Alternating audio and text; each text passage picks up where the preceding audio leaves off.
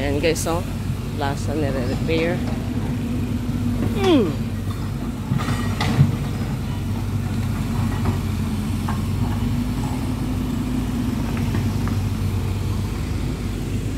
Nire-repair pa guys. Malapit na yan. Pag matapos na yan, marami nang papasyal dyan. So, mag-ano na tayo guys. Uwi na tayo, no?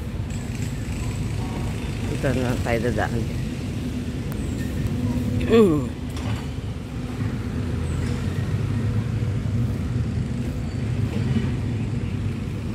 Punta muna tayo ng ano guys, public market bago tayo umuwi para makabili ng ano, ng gulay para magiging makulay ang buhay pag may gulay. Makulay ang buhay. Makulay ang buhay pag may gulay. So, good morning and God bless everyone. Good day, good vibes.